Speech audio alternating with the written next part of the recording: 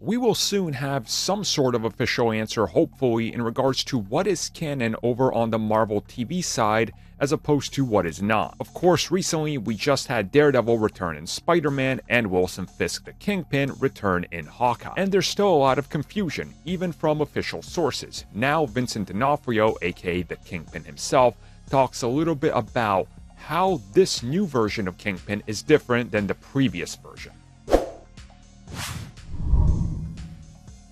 In a recent interview with Comic Book where this info comes from, Vincent D'Onofrio was just blatantly asked, "Hey, you're back as the Kingpin, tell us more about it. What's different about this version of the Kingpin, and what can you tell us?" And he said, well, if you look at this version of the Kingpin and how he differs, first and foremost, it's going to be the physical strength.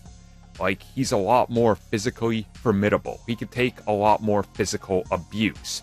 And he says that he knew that this was something that was going to be happening. So again, when you go back to Hawkeye and you see what happens there and compare it to Daredevil. In Daredevil, yeah, he's Kingpin and he's able to take a beating, but it's definitely not the version we see in Hawkeye. Like in this one, the dude is rammed through a wall by a car or through a window and partially through a wall.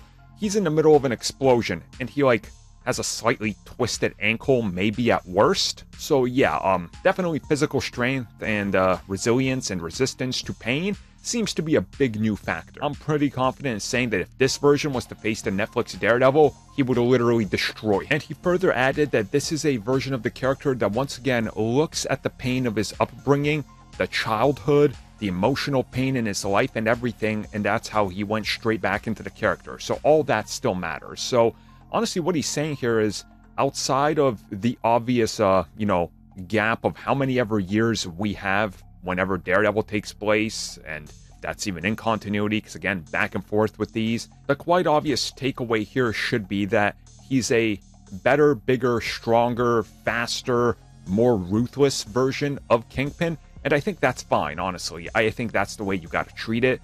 That's the way they should have handled everything from the start.